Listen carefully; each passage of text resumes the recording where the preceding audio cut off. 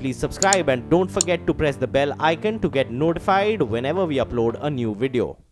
आज की हमारी दूसरी कहानी भी भगवान विष्णु के रहस्यमयी धाम से जुड़ी है। ऐसा धाम जहां जाने वाले हजारों लोग कहते हैं कि उन्होंने भगवान को देखा है, उन्हें महसूस किया है। हमारे सामने दावा हुआ कि उस धाम में भगवान विष्णु एक आम इंसान की जिंदगी जीते हैं। दरबार में 2 बार आरती होती है। आरती के बाद भगवान का बिस्तर लगता है और बंद दरवाजे के पीछे नहीं, बल्कि लोगों की आंखों के सामने ही बिस्तर में सिलवटें आने लगती हैं। भगवान को भोजन परोसा जाता है तो कुछ मिनटों में ही भोग के निशान मिल जाते हैं। दावा तो यह भी होता है कि उस धाम के भीतर रोज हथेली का एक रहस्यमय निशान मिलता है। माना जाता है कि वो निशान खुद भगवान विष्णु के होते हैं।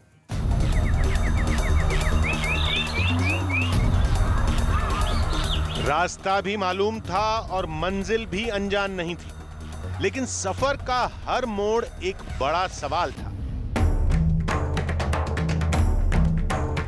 गुजरता हर पल हमें उस रहस्यमय मंदिर के करीब ले जा रहा था, लेकिन उस मंदिर से जुड़े दावे सैकड़ों सवाल पैदा कर रहे थे। आखिर क्या सच्चाई है उस धाम की? देवालय से जुड़ा दावा हकीकत है या फसाना? क्या उस देवालय में वाकई आज भी भगवान विष्णु का वास है, जिनके निशान मिलने का दावा किया जाता है? भगवान जो है ग्रहण कर रहे हैं। इस बीच में दरवाजा जो है कुछ देर के लिए बंद है। थाल में जो है उंगलियों का निशान मिलता है कभी कभी।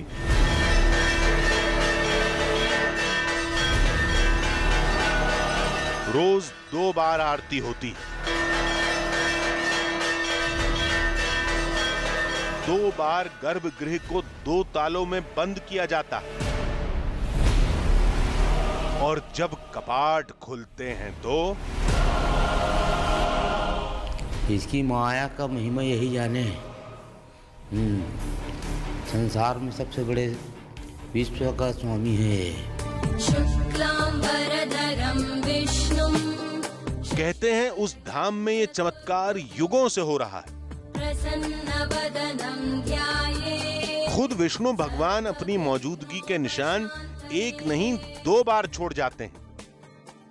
उसका चमत्कार देखे यही कि उसके हाथ का ऐसा पहचान देखे, निशान देखे।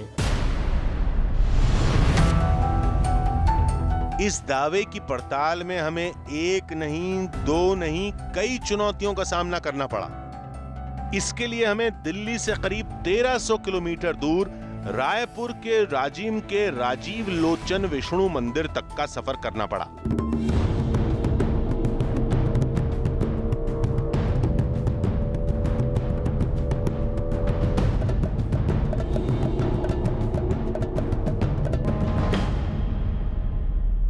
राजधानी दिल्ली से पूरे 1273 किलोमीटर दूर छत्तीसगढ़ का राजिम, हम इस राजीव लोचन मंदिर तक पहुंच चुके हैं और अब हम मंदिर के अंदर जाकर जानेंगे राजीव लोचन मंदिर यानी विष्णु जी के मंदिर का रहस्य और हकीकत। मंदिर भव्य और अद्भुत था।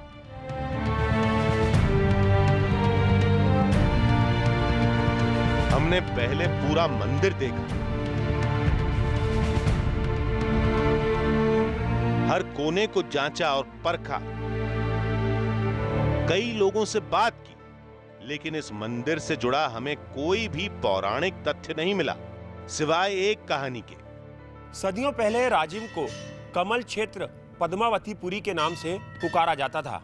इस नगरी में उस वक्त क्षत्रिय राजा रत्नाकर राज करते थे, जो भगवान विष्णु के परम भक्त थे। रत्नाकर ने इस नगरी की सुख समृद्धि के लिए 100 यज्ञ करने का प्रण लिया था, लेकिन 99 यज्ञ तो पूरी तरह सफल हुए। 100वें यज्ञ में राक्षसों ने विघ्न डालना शुरू कर दिया, जिसके बाद रत्नाकर ने भगवान विष्णु का स्मरण किया और खुद भगवान विष्णु प्रकट हुए और उन्होंने 100वां यज्ञ संपन्न कराया।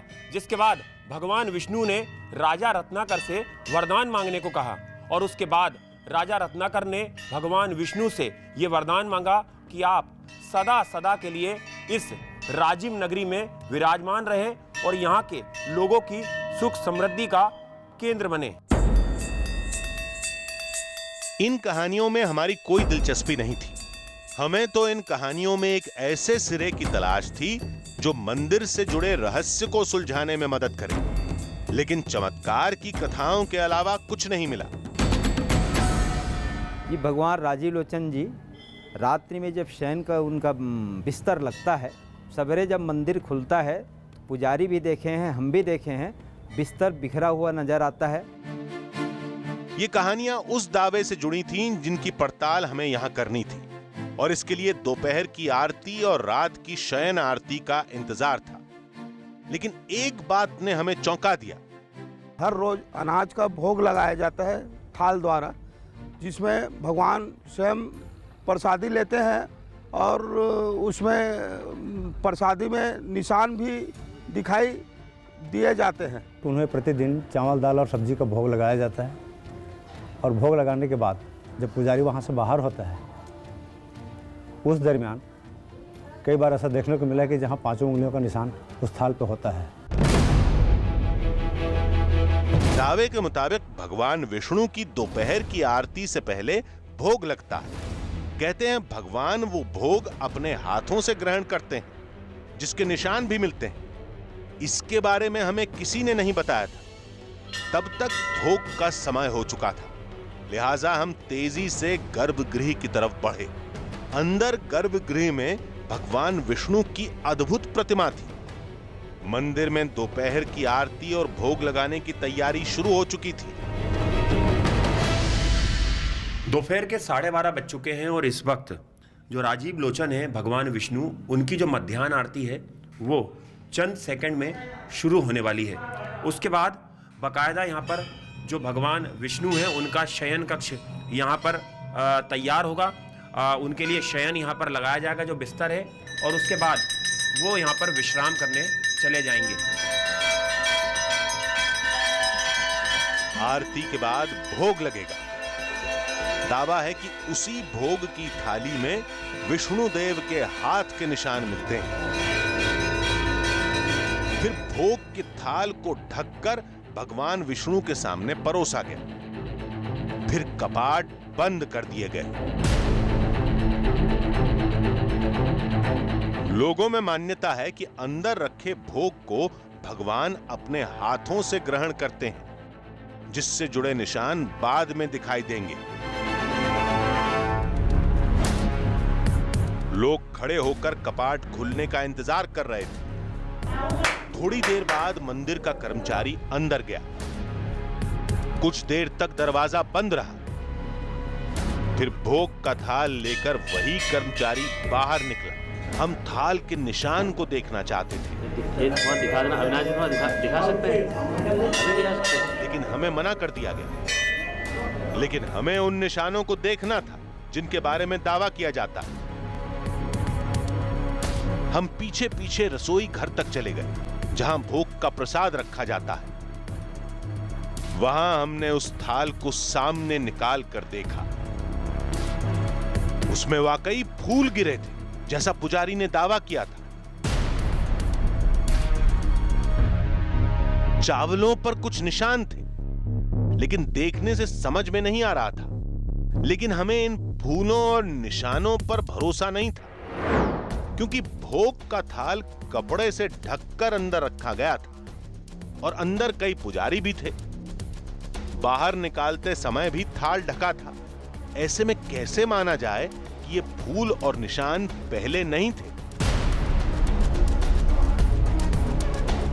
हम फिर अंदर आ गए, जहां विष्णु देव के दोपहर के शयन की तैयारी शुरू होने वाली थी। ये हमारी पड़ताल का पहला हिस्सा था। अब मध्याह्न आरती समाप्त हो गया और भगवान का शयन होगा। 2-2.5 घंटे विश्राम करेंगे। उसमें क्या होता है? विश्राम में बिस्तर लगा रहता है, भगवान स्वयं लेटते हैं, ऐसे भावना है, और हम लोग बाहर से लाभ करके चले जाते हैं। दावा यही था कि दोपहर और रात के शयन के बाद इस बिस्तर पर सिलवटें रहती हैं, तकिए बिखरे रहते हैं। आज शाम को भी ऐसे निशान मिलेंगे, ऐसा दावा किया जा रहा था। बिस्तर लगाने के बाद गर्भगृह को बंद कर दिया गया।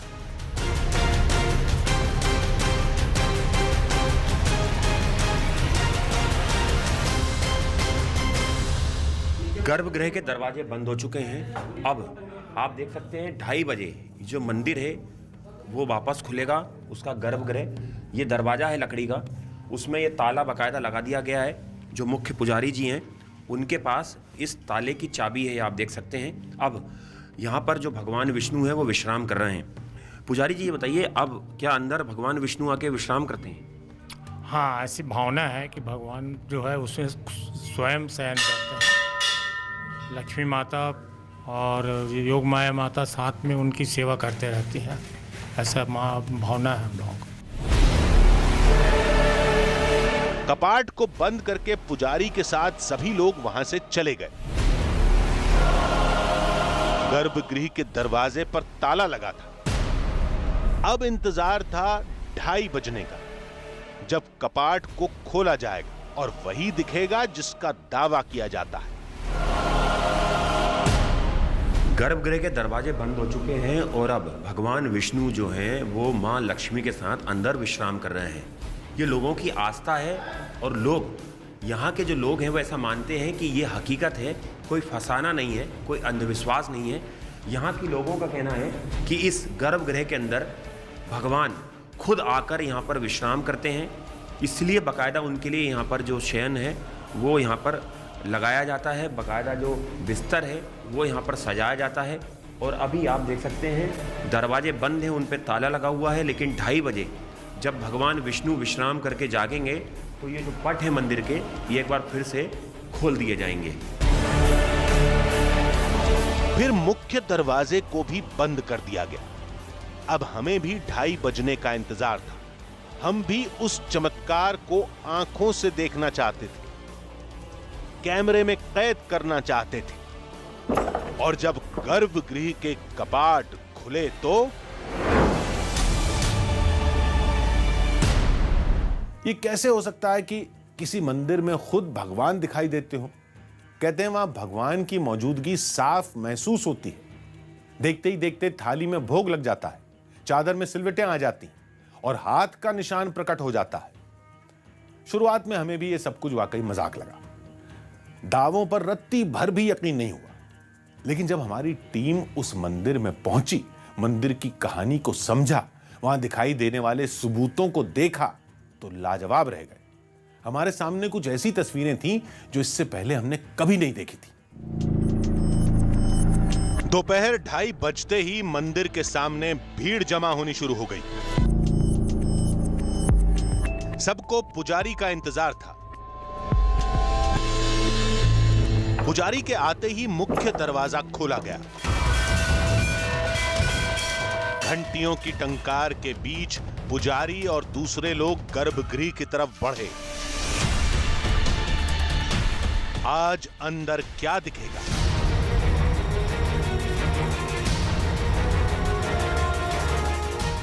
क्या बिस्तर पर सिलवटें पड़ी होंगी? क्या तकिए गिरे होंगे? पहले दरवाजा खुला, फिर पर्दा हटा और अब हमारे सामने जो तस्वीर थी उसे देखकर हम चौंक गए।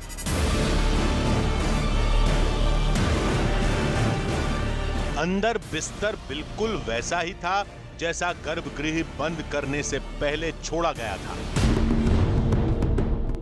इस पर किसी के लेटने के निशान नहीं थे। तो क्या राजीव लोचन विष्णु मंदिर में चमत्कार का दावा केवल फसाना है? कई सवाल दिमाग में घूम रहे थे, लेकिन जवाब के लिए हमें श्रृंगार खत्म होने का इंतजार करने को कहा गया। बाद में हमें बताया गया कि दिन के शयन के बाद चमत्कार के निशान हमेशा नहीं मिलते। असली चमत्कार देखना है तो शनिवार की शाम को आइए, जिस दिन विशेष पूजा होती है।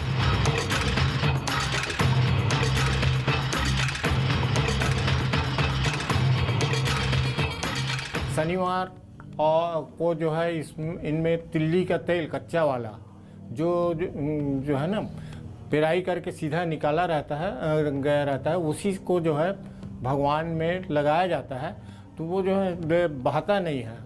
एक तो उन्हें के शरीर में ही लगा रहता है, दूसरा जो है जब हम लोग रात में शनिवार के दिन बंद करके जाते हैं, उनका बिस्तर लगा रहता है, तो बिस्तर में यदा कदा कभी कभी हम लोगों को निशान तेल लगने का मिलता है। रात में जैसे बिस्तर में सोते हैं तो जैसे सलवटे में पड़ा रहता है ना, आदमी उठता है तो वैसी जो है बिस्तर कभी कभी सलवटे पड़ा हुआ, उसमें मोड़ माड़ पड़ा हुआ दिखता है कि कोई अभी सो के उठे।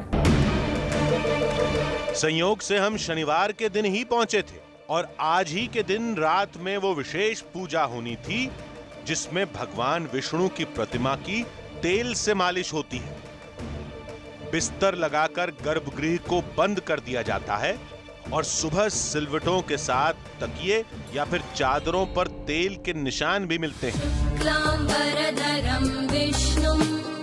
परीक्षा की घड़ी करीब थी। शाम होते ही हमारे कदम राजीव लोचन मंदिर की तरफ बढ़े।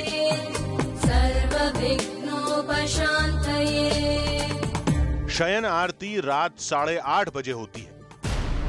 हमें उसका ही इंतजार था।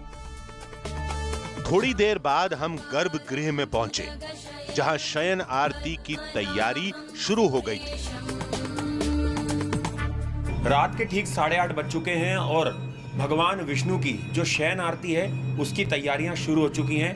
चंद क्षणों में ये आरती शुरू हो जाएगी और उसके बाद भगवान विष्णु को तिल का तेल लगाने का काम शुरू होगा।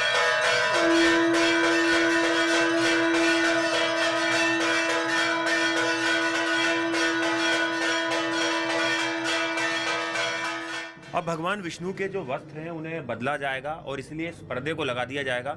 चूंकि भगवान विष्णु के जो कपड़े हैं उन्हें बदला जाएगा और उसके बाद जो भगवान विष्णु है राजीव लोचन वो वृद्धावस्था में नजर आएंगे। उसके बाद उन्हें तेल जो है तिल का वो उनके ऊपर चढ़ाया जाएगा और उसके बाद बाकायदा यहाँ पर जो उनका बिस्तर है वो लगा दिया जाएगा। थोड़ी देर बाद भगवान विष्णु की प्रतिमा को तेल लगाने का काम शुरू हुआ।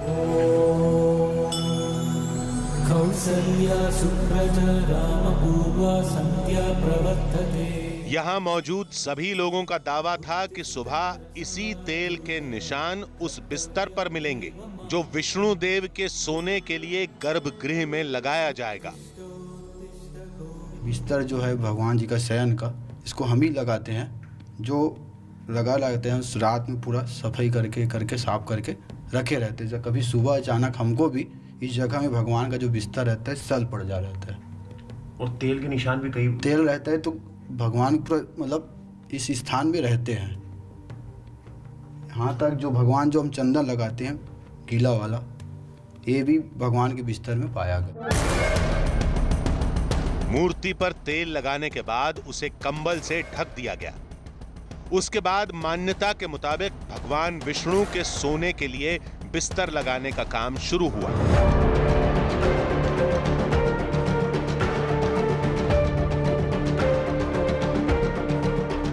गद्दे और चादरों को ऐसे बिछाया जा रहा था मानो वाकई यहां कोई सोने वाला है। अब बिस्तर लग चुका था और विष्णु देव की मूर्ति कंबल से ढकी हुई थी। भगवान विष्णु का जो शयन कक्ष है वो तैयार हो चुका है। उनके लिए बाकायदा जो बिस्तर है वो लग गया है। उसके ऊपर 4 जो तकिए हैं वो भी यहाँ पर रख दिए गए हैं। और सबसे खास बात यह है कि जो भगवान विष्णु की जो मूर्ति है राजीव लोचन जी की, वो अब विश्राम करने के जो उसमें आप देख सकते हैं वो विश्राम करने की तैयारी उनकी हो गई है। उन्हें बाकायदा कंबल उड़ा दिया गया है। लेकिन सबसे जो चौंकाने वाली बात है, जो चमत्कार है कि इनको जो तेल है वो लगाया गया था और ढक भी दिया गया है कंबल से। उसके बावजूद भी ये चमत्कार ही है और लोगों की आस्था है कि इस बिस्तर पर उसके प्रमाण रविवार सुबह मिलते हैं। ये एक आस्था है और लोगों का चमत्कार है और यहाँ के कई पुजारी हैं, उन्होंने साक्षात अपनी आंखों से ये चमत्कार देखा भी है। हमें भी अगली सुबह का इंतजार है जब हम इस चमत्कार को अपनी आंखों से देखेंगे।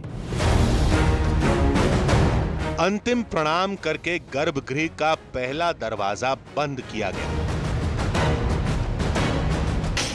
फिर पर्दा लगा। उसके बाद गर्भगृह के दूसरे दरवाजे को बंद करके उस पर ताला लगा दिया गया। जो यहाँ के पुजारी हैं अविनाश राजपूत, उन्होंने अभी अभी जो गर्भगृह है उसका ताला लगाया है और जो चाबी है वो अविनाश राजपूत जी के हाथ में है। ये वो चाबी है, अब इसे ये लेके अपने घर जाएंगे। अब ये दरवाजा बंद हो गया गर्भगृह का, ये कब खुलेगा? सुबह 4:30 बजे प्रातः खुलेगा। आपने देखे हैं चमत्कार कभी? मैंने 1-2 बार देखा।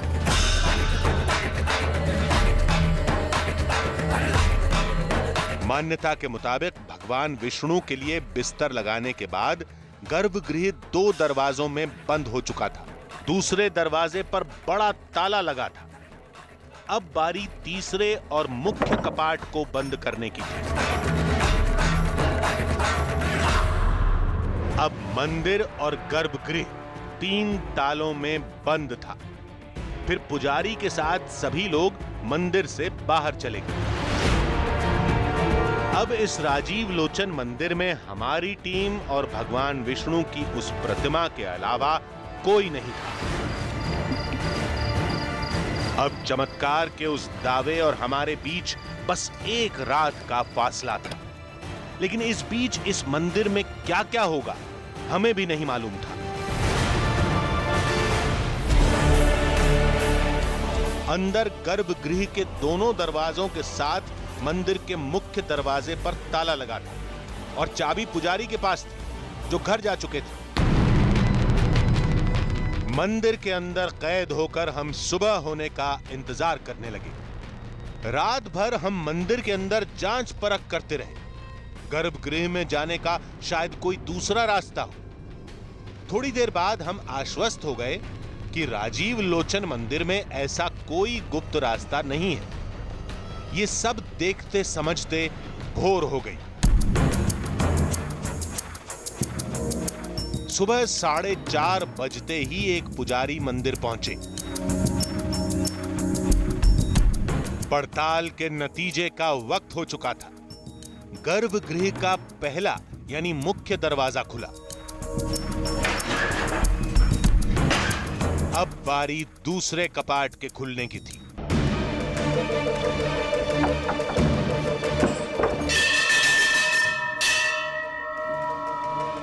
पुजारी के लिए तो ये रोज की बात थी, लेकिन हमारे दिल की धड़कनें तेज हो फटी की फटी रह गई।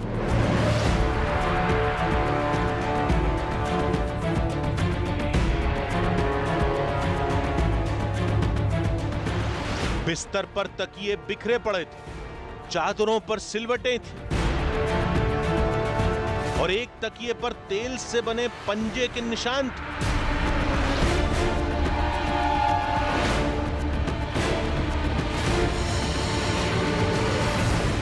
ये सब कुछ वैसा ही था जैसे चमत्कार का दावा किया गया था। हमें तो बिल्कुल भी विश्वास नहीं हो रहा था, लेकिन आंखों के सामने जो था हम उसे नकार भी नहीं सकते थे। गर्भगृह रात भर 3 दरवाजों में बंद था। बाहर हम खुद पहरा दे रहे थे। मंदिर में हमारे सिवा कोई नहीं था। गर्भगृह में जाने का कोई दूसरा रास्ता भी नहीं था। फिर बिस्तर पर यह बदलाव आए तो कैसे? शनिवार की रात जब इस शयन कक्ष को बंद किया जा रहा था, तब हमने यहां एक एक चीज को गौर से देखा था। हर एंगल से कैमरे में कैद किया था। सोचा था न जाने कौन सी तस्वीर हमें चौंका दे। लेकिन सुबह तो यहां का पूरा नजारा ही बदला था। ऐसा हुआ तो कैसे हुआ? राजीव लोचन विष्णु मंदिर के पुजारी ने तो इसे हमेशा की तरह चमत्कार ही बताया, लेकिन हम इस चमत्कार को नहीं मानते। फिर मंदिर में जो दिखा उसे क्या माना जाए?